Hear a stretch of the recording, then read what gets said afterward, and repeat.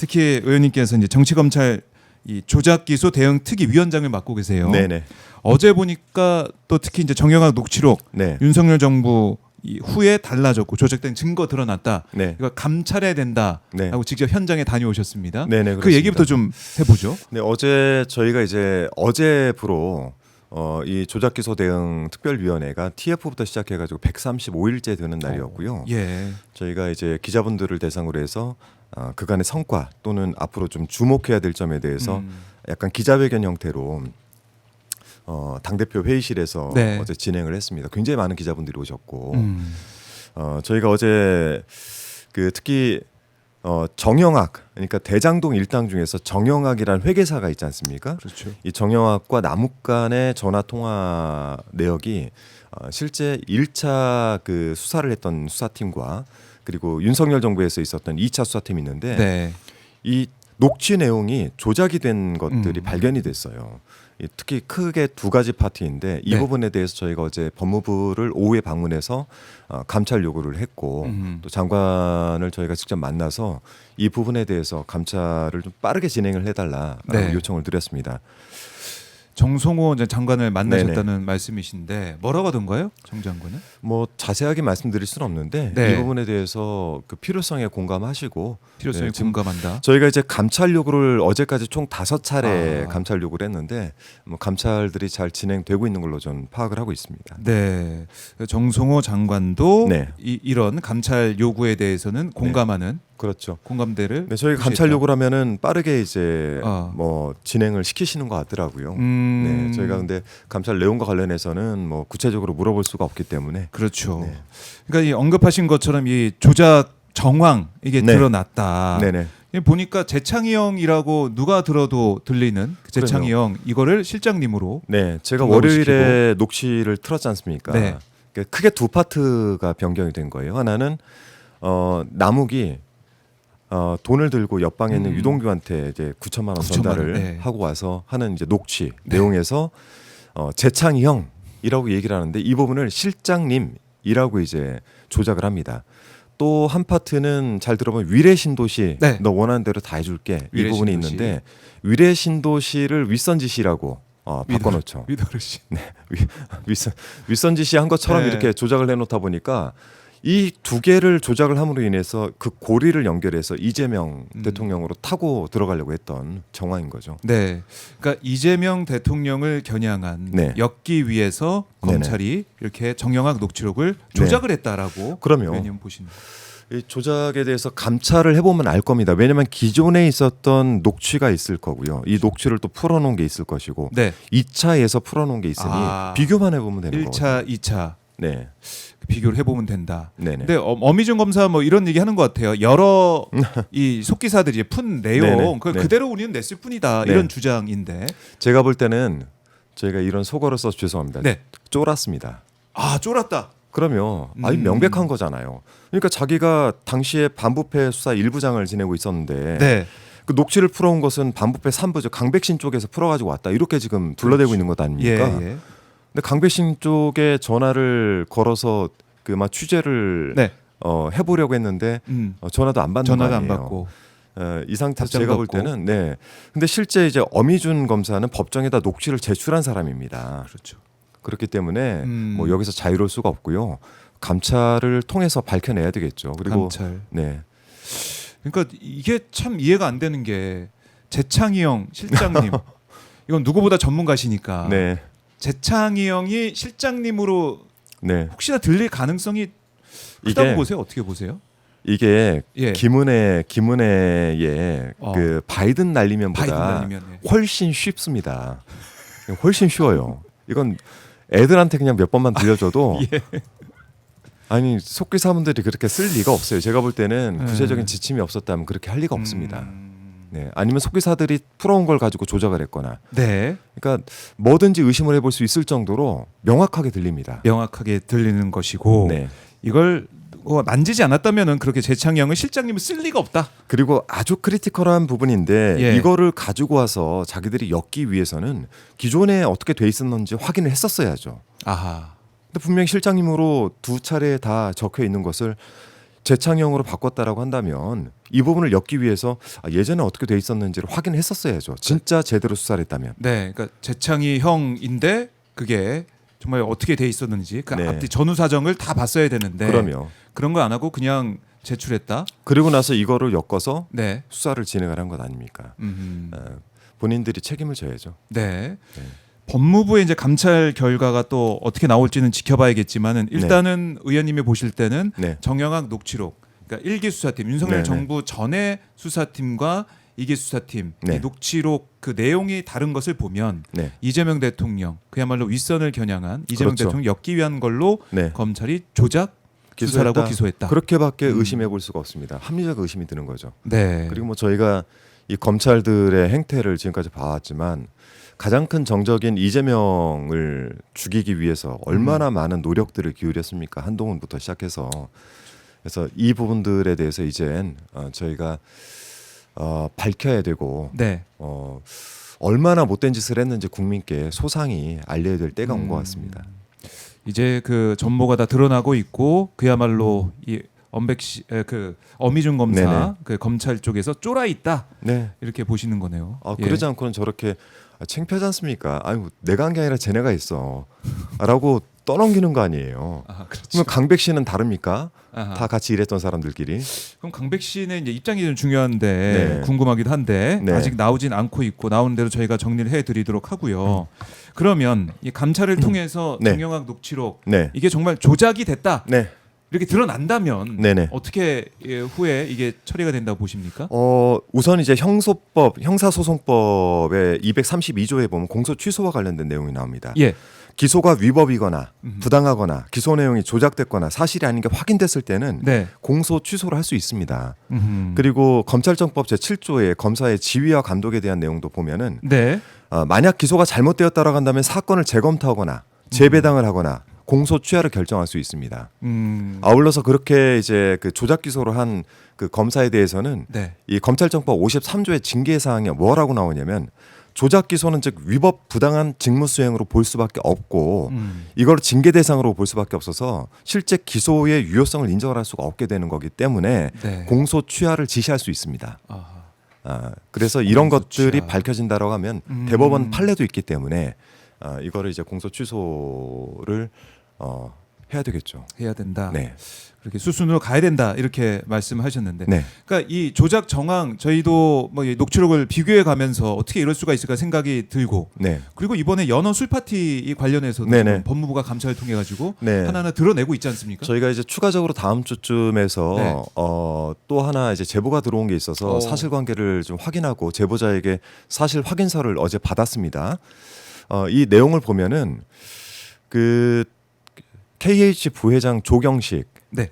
지금 현재 보석으로 풀려나 있는데요. 며칠 전에 보석으로 풀려났는데 본인이 수원지검 쪽에 그쪽에서 조작 기소를 하기 위해서 뭐 서로 말 맞추고 하는 이 네. 세미나를 했다는 거 아닙니까? 진술 세미나. 진술 이른바. 세미나. 예. 거기에 본인이 음식을 가지고 들어갔다. 아하. 라는 걸 저희한테 밝혀왔습니다. 네. 특히 구치소 쪽에 있는 지하 통로를 통해서 갔다라는 뭐 구체적인 진술까지 다 포함해서 저희가 지금 사실 확인서를 받아놓은 상태라 이거를 추가적으로 증거를 제출할 생각입니다. 네. 그러니까 그동안 이제 감찰 통해서도 밝혀져 왔듯이 네, 직접 이제 조경식 전 부회장이 네. 직접 사실 확인서까지 써가면서 네네. 음식이 이렇게 들어갔다. 네. 이렇게 했다. 뭐 그거 말고도 더 충격적인 내용이 있는데 네. 저희가 이 부분은 뭐 이제 사실 확인서를 저희가 같이 검토를 하고 제출 직전에 혹시 밝힐 만한 사항이 있으면은 다음 주쯤에서 저희가 기자회견 등을 통해 가지고 밝힐 예정이고 여기에는 당시 수사 검사의 불법적인 내용도 좀 담겨 있습니다. 그래서 요거는 저희가 좀 확인해서 다음 주쯤 기자회견을 통해 밝히도록 하겠습니다. 연어 술 파티 진술 세미나 이것도 참 충격적인데 그거보다 더 내용이 충격적인 게 있습니까? 있습니다. 네. 궁금하네요. 네. 네, 일단은 이건 뭐 하나하나 또 따져봐야 되는 부분이 있으니까 네. 정확히 되면은 저희가 다음 주에 좀 보도록 하고 네. 또 관련해서 의원님 또 모셔가지고 들을 말씀이 있다면 네. 또 말씀을 또 들어보도록 하겠습니다. 네. 네. 그러니까 검찰의 이제 악행이라고 할까요? 이런 조작 네. 정황들 이런 것들이 계속 드러나고 있는데 네. 네. 결국 하나하나 퍼즐에 맞춰 보면 이재명 대통령을 그렇죠. 겨냥한 정적 제거로 향한다. 아하. 정적 제거를 위해서 검찰이라고 하는 예. 저희가 부여하자는 이 권력을 이용해 가지고 정적 제거에 올인을 했었다. 네, 정적 제거에 올인하는 거기에 모든 그야말로 이제 검찰력 네, 이걸 다 집중해 가지고 그렇죠. 끝까지 이재명 대통령을 제거하려고 한 게 아니냐. 네, 지금 이제 뭐 그 항소를 했냐 안 했냐 이걸 따지는 거는 사실 형사 22부의 네. 대장동 일당들에 대한 재판이고요. 지금 지금 현재 진행되고 있는 정진상 등에 대한 재판은 형사 33부에서 진행이 되고 그렇죠. 있습니다. 다르죠. 여기서 남욱 뭐 이런 진술들이 주요 진술인들이 증인들이 전부 다 진술을 제대로 하고 있지 않습니까? 네. 여기에 더 주목해 봐야 되고 이 형사 33부 재판의 결과를 저희가 좀 그 주목해서 볼 필요가 있습니다. 네. 그러니까 이제 남욱 말씀하셨지만은 이제 배가른다. 네네. 검사가 배가른다 이렇게 사실상 협박을 하고 네. 아이들 사진 보여주고 그럼요. 이런 것들이 폭로가 되고 있고 네. 그리고 저희가 좀 주목해봐야 될 것은 유동규도 입이기도 해요. 네네. 앞으로 나와서 또 어떤 얘기 할 거냐. 네네. 자신이 기대했던 형량보다 높게 네. 나오고 구속까지 됐으니 네. 가만 안 있을 것 같다는 생각도 들고. 유동규도 그렇고 저는 예. 이제 김성태도 언젠가는 입을 열 것이다. 아, 이렇게 싹방울. 생각을 하고요. 네. 진짜. 여러분께서 이제 이 대장동 너무 이제 오래돼서 대장동만 남고 다 까먹으셨는데 네. 대장동은 실제적으로 얘네가 돈을 벌기 위한 두 번의 설계를 한 거예요. 그러니까 첫 번째는 2004년입니다. 그때 이대업 시장 시절인데 네. 그때 성남시 도시개발 예정지로 지정을 하는데 이때 LH 로비 사건이 터져요. 그러니까 이현택 이제 돌아가신 분인데 이현택이란 체육회장이 알선수재로 걸려서 이게 중단이 됩니다. 네. 2004년도께. 그러다가 LH가 성남시 공영 개발하겠다라고 다시 이제 성남시에 신청을 해서 성남시가 공영 개발을 받아들였는데 아하. 2009년에 2차 비리가 또 터져요. 예. 그때 이 남욱 그러니까 로비를 하는 거죠. 남욱 그러니까 이강길이라는 사람이 C7이라는 걸 설립을 해가지고 부산저축은행 등 11개 저축은행에서 1,805억 정도를 PF로 받아가지고 대장동 토지의 32%를 매입을 합니다. 네. 매입을 해서 이걸 가지고 로비를 막 하는 거예요. 뭐 남욱 등에게는 8억 정도 가고 한나라당의 신영수 의원 동생에게는 2억 정도가 가고 성남시 의원 최모 씨에게는 1억이 가고 해서 한나라당 쪽으로 전방위적으로 로비를 막 해요. 네. 그러니까 이런 설계가 있었던 겁니다. 그러다가 결국 2009년 10월에 뭐 이명박 신영수 등이 LH에게 대장동 사업 포기해라 뭐 이렇게 종용을 하고 실제 이듬해 2010년 6월에 LH가 대장동 공영 개발을 포기를 합니다. 그래서 세팅을 해놓은 거예요. 공영 개발 못하게 해서 민간업자들이 다 그렇죠. 먹기 위해서 설계를 했다. 그러면 네. 거기다 법적으로도 이거를 막 설계를 뒷받침을 했던 정황들도 있기 때문에 저희가 이 대장동을 볼 때 이들이 얼마나 그 당시 한나라당 네. 뭐 국민의힘 측하고 얼마나 결탁해서 이거를 해먹으려고 노력을 했는가. 그 가운데 이재명 시장이 대장동 공영 개발하면서 민간 개발 제한을 반려를 해버리고 이거를 이익으로 돌리려 성남시 이익으로 돌리고 얼마나 애를 썼습니까? 그래서 뭐 결합 개발 통해 가지고 그렇죠. 낙후된 지역을 거기에 이제 공원 뭐 이런 네. 걸 통해 가지고 네, 여러 가지 인프라를 만들기 위해서 노력을 한 그런 부분들인데 네네, 그건 쏙 다 빼놓고 네네, 이게 마치 이재명 대통령한테 이제 네네. 돈이 간 것처럼 네. 그러니까 어떤 이익을 이재명 대통령이 가져간 것처럼 네. 그 엮기 위해서 노력을 했는데 네, 지금 드러나는 건 보면은 전혀 그렇지 않다. 그렇죠. 이재명 대통령 관련이 없다라는 게 뭐 이제 네. 이게 대장동 핵심 5인방 재판이긴 하지만 거기서 네네. 재판부도 인정한 거 아니겠습니까? 그러면 22부 재판 형사재판부에서도 1심 재판에 그렇게 얘기하지 않습니까? 당시 성남시장이었던 이재명과 상관이 없다고. 상관이 없다. 네네. 그게 이제 본질이고 핵심인데 지금 보니까 한동훈 전 대표도 그렇고 네네. 국민의힘에서는 계속 얘기하고 있는 게 7,800억 이거 손해 끼친 거 아니야 이렇게 얘기하고 있는 거 아니에요? 저는 그 근거를 좀 명확하게 대라고 하고 싶어요. 7,000억이란 7,800억 얘네가 실질적인 이익을 얻은 건 5천억대로 알려져 있지 않습니까? 네. 7,000억을 계산 어떻게 했냐? 이게 검사들이 추정해가지고 부풀려 놓은 거 아니에요?